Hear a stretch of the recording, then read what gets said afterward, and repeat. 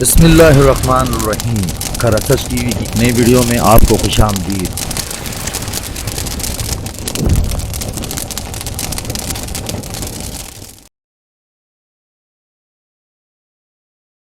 ہماری ویژن سب سے پہلے کہ جو اسلامی ریاست خوددار ہوتی ہے، لا الہ الا اللہ، کسی کے سامنے جھکتی نہیں ہے.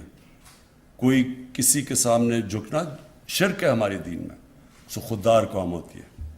اور انشاءاللہ ہم اس طرف نکلے ہوئے ہیں. پہلے ہم جس طرح آپ کو پتہ ہے جس طرح ہوتے تھے بڑے پاورز کے سامنے ہم بالکل گھٹنے ٹیک کے جھکے ہوئے ہوتے تھے. انشاءاللہ یہ خودداری کا جو ہمارا مقصد تھا اس طرف ہے. بسم اللہ الرحمن الرحیم. ایاک نعبد و ایاک نستعین. یہ تو مجھے آج بڑی خوشی ہوئی. ہم اپنے یوتھ کے لیے ڈیجیٹل میڈیا ڈیولپمنٹ کا یہ جو UNDP نے پروگرام کیا، مجھے بڑی خوشی ہوئی آپ کو آج ایڈریس کرنے کے لیے. وہ اس لیے کہ آپ فیوچر ہیں اس ملک کی. اور پہلے میں آپ کو یہ بتا دوں کہ کبھی بھی اپنے آپ کو انڈر ایسٹیمیٹ نہ کیا کریں. یہ بڑا امپورٹنٹ ہے سمجھنا آپ کے لیے. میں اگر کرکٹر بنا تھا تو میں ہمیشہ خواب دیکھتا تھا کہ دنیا کا بیسٹ کرکٹر بنوں گا. تو پھر میں اپنے آپ کو پش کرتا تھا وہاں تک. مشکلیں آتی تھی، ہار نہیں مانتا تھا، پھر گرتا تھا، پھر کھڑا ہوتا تھا. یہ انسان تب جاتا ہے جب اس کی سوچ ہو، بڑی خواب ہو. تو جب انسان سمجھ جاتا ہے کہ وہ اللہ نے اس کو اشرف المخلوقات بنایا، سب سے عظیم مخلوق، فرشتوں کو کہا انسان کے سامنے جھکو. اس کو اپنا پوٹینشل جب پتہ چلتا ہے، جو پھر بڑی سوچ دیکھتا ہے، وہی بڑا انسان بنتا ہے. آپ تعلیم زیادہ سے زیادہ کر لیں، آپ پیسے والے گھر میں پیدا ہو جائیں، آپ کو سب سہولتیں بھی مل جائیں، بڑا انسان نہیں بنتا. بڑا انسان بڑی خواب دیکھتا ہے اور پھر اس کے لیے پوری طرح محنت کرتا ہے. پھر اس کے لیے جب وہ برا وقت آتا ہے سیکھتا ہے، پھر کھڑا ہوتا ہے، ہار نہیں مانتا. تو اس طرح ایک ہیومن پوٹینشل اوپر آتا ہے. تو میں آپ کو اس لیے کہہ رہا ہوں کہ یہ فیوچر ڈیجیٹل ہے دنیا کا.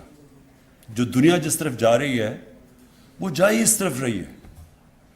یہ جو اتنے ملٹی بلینرز بنے ہیں 25-26 سال کی عمر کے اندر، انہوں نے نیا آئیڈیاز لے کے آئے اور کہاں سے کہاں پہنچ گئے. کبھی دنیا کی تاریخ میں اس طرح لوگ اوپر نہیں آئے جس طرح اب یوتھ کے لیے جو آج چانس ہے. نیا آئیڈیا ہے وہ سیل کرتا ہے. اور یہ جو اب نئی سائنس ٹیکنالوجی آ چکی ہے، انفارمیشن ٹیکنالوجی، یہ بڑی اپرچونٹی. کبھی بھی یوتھ کو ایسی اپرچونٹی نہیں تھی جو آج ہے. لیکن اس کی ریکوائرمنٹ ہے. اور ریکوائرمنٹ یہ ہے کہ آپ ایک ایسا آزاد ذہن رکھیں جو سارا وقت سوچ رہا ہو کہ میں نے وہ جو علامہ اقبال کا شعر ہے کہ ستاروں کے آگے جہان اور بھی ہے، کہ ہر گول پہنچ کے پھر اس سے بڑا گول، پھر اس سے بڑا گول. تو میرے سے زیادہ ٹیلنٹڈ کھلاڑی ہوتے تھے، لیکن میں ان سے آگے اس لیے پہنچا کہ میں اپنے لیے گول سیٹ کرتا تھا کہ میں یہ پاکستان کا سب سے آل راؤنڈر بننا چاہتا ہوں بہتر. پھر جب وہاں پہنچتا تھا پھر دنیا کا بننا چاہتا ہوں، پھر میں پاکستان کو اوپر لے جاتا. تو ہمیشہ اپنے گولز اوپر لے کے جاتے رہتے ہیں.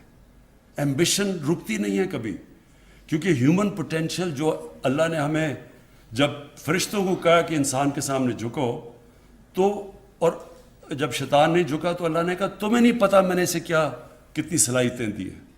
تو ہمیں خود ہی نہیں پتا اللہ نے کتنی صلاحیتیں دی. تو آپ کے لیے بڑا زبردست یہ موقع ہے. اور یہ صرف اپنی ذہن میں یاد رکھنا کہ آپ جتنا بڑا سوچیں گے اتنے بڑے آپ پہنچیں گے. لیکن قرآن کی ایک آیت ہے کہ انسان کو اتنا ہی میں دیتا ہوں جتنی وہ سٹرگل کرتا ہے. آپ کو اتنا ہی ملے گا جتنی آپ سٹرگل کریں گے. تو یہ ہم جب اسٹوڈنٹ بھی میں تھا تو بڑے بڑے انٹیلیجنٹ لوگ تھے.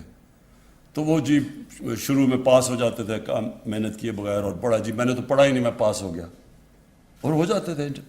لیکن جو محنت کرتا تھا وہ آخر میں اس سے آگے نکل جاتا تھا. ٹیلنٹڈ کھلاڑی میرے ساتھ آئے ہمارے سے ہم سوچتے تھے ہمارے میں تو اللہ نے ٹیلنٹ ہی نہیں دیا جتنا انہوں میں ہے، لیکن وہ بھی محنت ہی کرتے تھے اور آہستہ آہستہ پیچھے رہ گئے. تو محنت کا میں اتنا ہی اللہ آپ کو دے گا جتنی آپ محنت کریں گے، اسٹرائیو کریں گے. تو پہلے یہ. اچھا جی، آپ پاکستان کا، اچھا 2 قسم کے لوگ ہیں. جب ہم کرکٹ بھی کھیلتے 2 قسم کے کھلاڑی ہوتے تھے، ایک اپنے لیے کھیلتے تھے، ایک ٹیم کے لیے کھیلتے تھے. ملک میں ایسے لوگ ہیں جو صرف اپنے لیے زندگی گزارتے ہیں، دوسرے وہ لوگ ہیں جو اپنی قوم کے لیے، اور بڑی سوچ اپنے سے باہر نکل کے ہوتی ہے، چھوٹی سوچ اپنی ذات کی ہوتی ہے. تو کتنے دنیا میں لوگ آئے اور چلے گئے جن کو دنیا بھول جاتی ہے.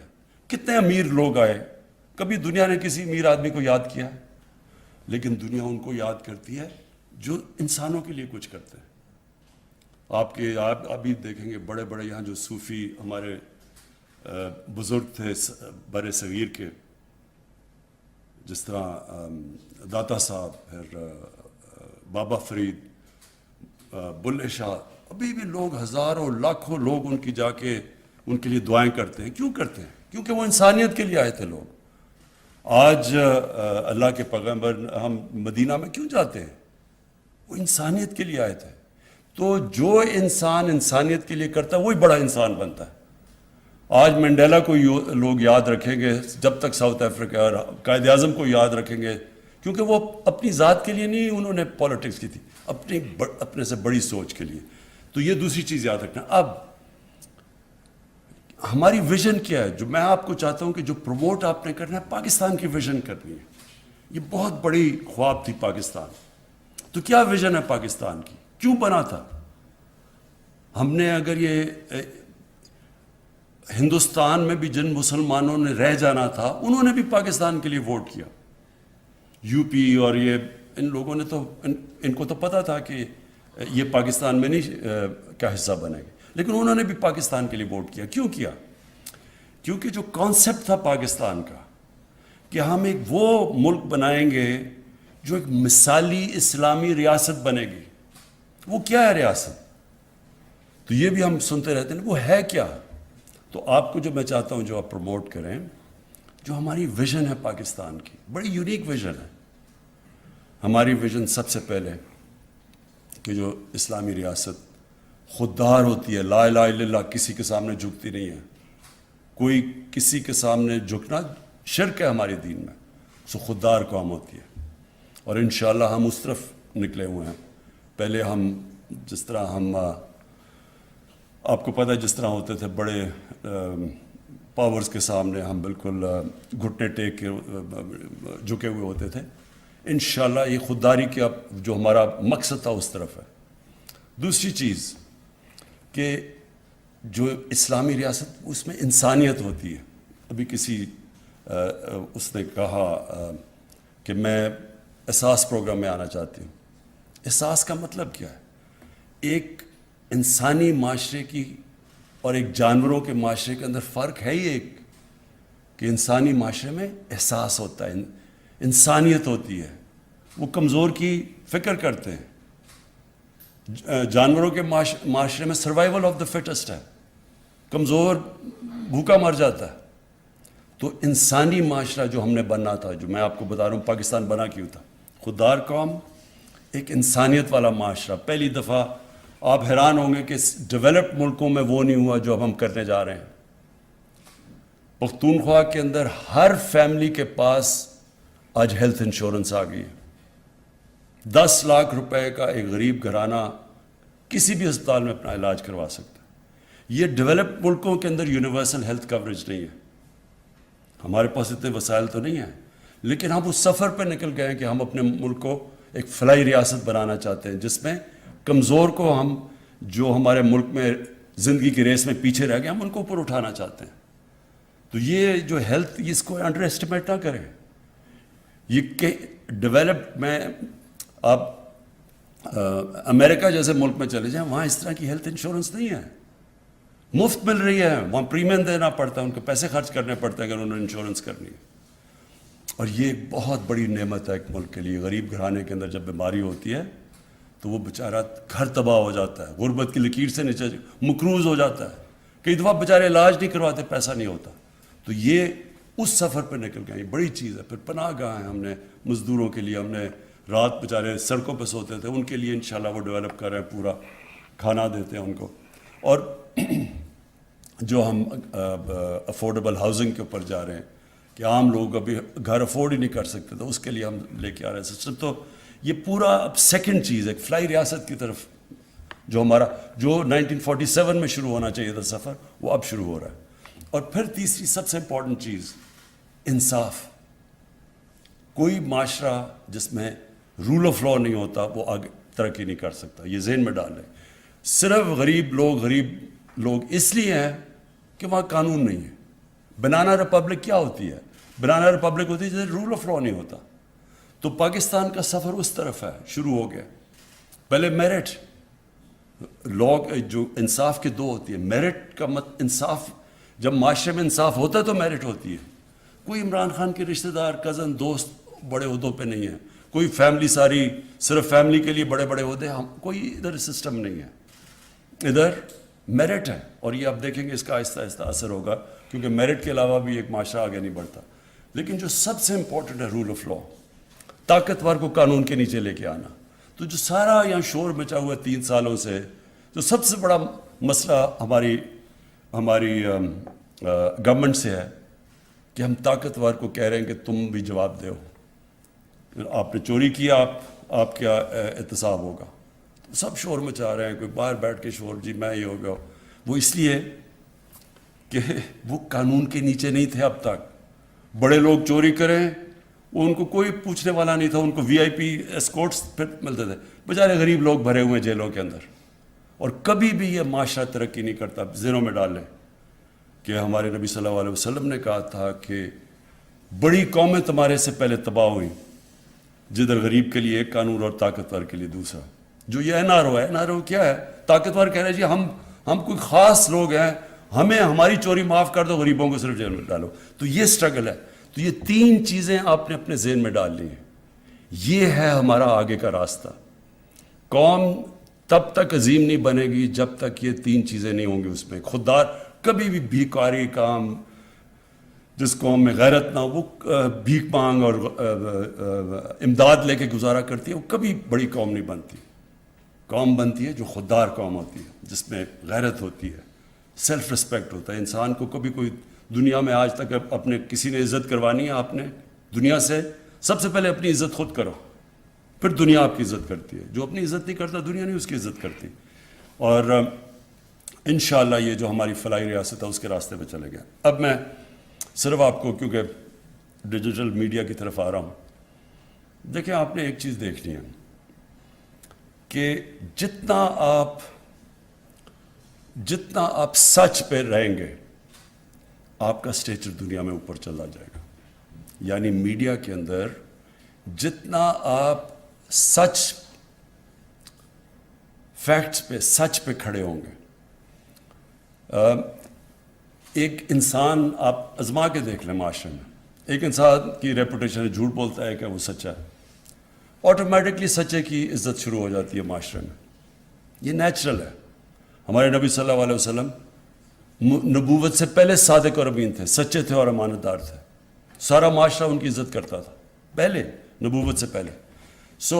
جو آدمی جو سچا ہوتا ہے معاشرہ اس کو یاد رکھتا ہے. گاؤں میں ہوتے ہیں لوگ، ان سے جا کے بٹھاتے ہیں جی انصاف کرو کہ آپ سچا آدمی ہے، ذرا اس سے پوچھو کہ اگر یہ 2 ڈسپیوٹ ہو گئے وہ. تو ہر جگہ رسپیکٹ ہوتی ہے. تو جرنلزم میں بھی ایک جرنلزم تھوڑی دیر کے لیے فائدہ اٹھا لے گا فیک نیوز کر کے اور جھوٹی خبریں چلا کے، وہ لاسٹ نہیں کرتا. وہ اس کی ڈیوریبلٹی نہیں ہے، وہ ٹائم کے اندر وہ ڈسکریڈٹ ہو جائے گا. اور سب سے بڑی جرنلزم کے اندر جو اسٹرینگتھ ہوتی ہے آپ کی کریڈیبلٹی ہوتی ہے. اور ہماری گورنمنٹ، میں یہ چاہوں گا کہ آپ ہمیشہ سچ لکھیں، تنقید کریں تو سچی تنقید کریں. کیونکہ جو گورنمنٹ، اگر ہماری گورنمنٹ کرپشن نہیں کر رہی اور اگر ہماری گورنمنٹ قانون نہیں توڑ رہی ملک کے، تو ہمیں کوئی فرق نہیں پڑتا آزاد عدلیہ سے. نہ عدلیہ سے فرق پڑتا ہے، نہ آزاد صحافیوں سے فرق پڑتا ہے. فرق ان کو پڑتا ہے جو کہ چوری کر رہے ہوں تو ان کو کنٹرول کرنا چاہتے ہیں جوڈیشری، ڈکٹیٹرز قانون توڑ رہے ہوں تو وہ کنٹرول کرتے ہیں میڈیا اور جوڈیشری.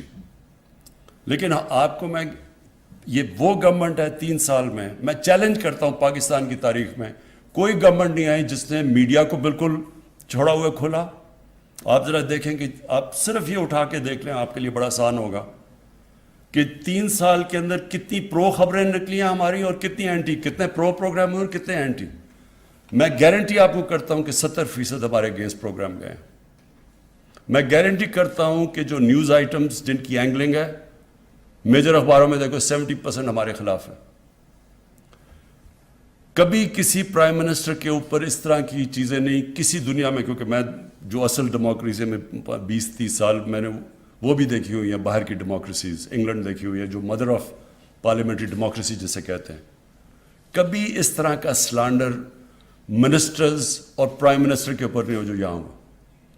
ایک ہمارا آزاد کشمیر کے پرائم منسٹر الیکٹ ہوئے، 3 میجر اخباروں نے فرنٹ پیج پہ لکھا کہ جی یہ وہ ذائچہ نکال کے اور یہ کوئی پتہ نہیں جادو کی وجہ سے وہ کر کے تو اس کو پرائم منسٹر بنا دیا. اب سوچیں کہ اس سے بڑا سلانڈر کیا ہو سکتا ہے کہ ایک ملک کے پرائم منسٹر کو کہہ رہے ہیں کہ اس نے آزاد کشمیر کے پرائم منسٹر کو اس لیے نہیں نومینیٹ کیا کوئی ذائچہ نکال کے اور اس کا پتہ نہیں کوئی جادو یا پتہ نہیں اس طرح کوئی بات. فرنٹ پیج کے اوپر میجر اخبار لکھ رہے ہیں. یہی انگلینڈ میں لکھتے تو میں آپ کو گارنٹی کرتا ہوں کہ کم از کم ملینز آف ڈالرز کے مجھے ڈیمیجز مل رہے تھے جو میں نے اپنی چیریٹی کو بھیجنے تھے. شوکت خانم کو بڑا فائدہ ہونا تھا اس سے. تو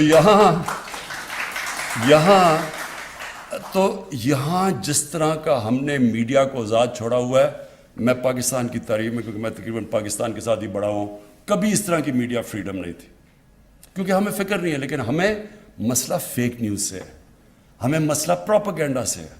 اب یہ پروپیگنڈا سوچیں باہر کے لوگ پڑھ رہے ہوں تو وہ کیا سمجھیں گے پاکستان کا کہ ملک کے پرائم منسٹر نے ذائچہ نکال کے اور وہ اس کو کیا، اور اس کے اوپر وہ 30 سال سے گراس روٹ پولیٹیشین ہے آزاد کشمیر کا، اس کے لیے کتنی بڑی توہین ہے کہ جی وہ ذائچہ نکال کے وہ الیکٹ ہو گیا. سو یہ بڑی ایک ملک کے لیے ڈیگریڈنگ چیز ہے. لیکن تو میں کہنے کا آپ کو کہ آپ نے کیا کرنا ہے جو کہ سچ کو پروموٹ کرنا ہے، ویژن کو ملک کی پروموٹ کرنا ہے. کوئی ہم نہیں چاہتے. یہ جو فواد چودھری نے بالکل ٹھیک بات کی، پہلے یہ سارا اسٹیٹ میڈیا اس کو پروپیگنڈا کے لیے استعمال کیا جاتا تھا. لوگوں کے اربوں یہاں سے چوری کر کے پیسہ باہر لے گیا تو ان کا سارا مقصد یہ ہوتا تھا رشوت دیتے تھے میڈیا کو کسی طرح ان کی چوری چھپ جائے، اور پھر رشوت دیتے تھے عدلیہ کے اندر بھی لوگوں کو تاکہ ان کے کیسز نہ سنے جائیں، اور پھر کنٹرول کرتے تھے ان کو کیونکہ ان کو چھپانے کے لیے بہت کچھ تھا. تو آپ سے ہماری ملک کی آپ نے ویژن پروموٹ کرنی ہے اور بتانا ہے کہ اصل میں یہ ملک کا مقصد کیا تھا بنانے کا اور ہم کدھر جا رہے ہیں. اور یہ اپنے ذہن میں ڈال لیں کہ آپ کی کریڈیبلٹی ڈپینڈ کرتی ہے جتنا آپ محنت کر کے ریسرچ کر کے اپنی جو میڈیا کے اندر اپنی ویوز دیں گے، اتنا ہی آپ کی کریڈیبلٹی اوپر جائے گی، اتنی آپ کی ویلیو اوپر جائے گی. اور فائنلی جو میں نے آپ کو بات کہنی تھی کہ یہ بڑی پھر سے اپرچونٹی ہے کہ آپ کے لیے انوویشن، سوچیں، نئے آئیڈیاز لے کے آئیں. کبھی اپنے مائنڈ کو بند نہ کریں، ذہن کو سارا وقت نئے آئیڈیاز کا سوچیں، کیونکہ یوتھ کے لیے کبھی ایسی اپرچونٹیز نہیں تھیں. کبھی بھی ہیومن ہسٹری میں اس طرح کی اپرچونٹی نہیں تھی کہ 25 سال کے لڑکے وہاں بیٹھ کے اربوں پتی بن گئے اور انہوں نے اپنی پوری بزنس شروع کر دی. کبھی ایسے نہیں ہوا تھا. لوگوں کو بڑے لمبے پروسیس سے گزرنا پڑتا تھا. تو یہ بڑی زبردست اپرچونٹی اور انشاءاللہ ہماری گورنمنٹ آپ کو پوری طرح فیسیلیٹیٹ کرے گی. شکریہ.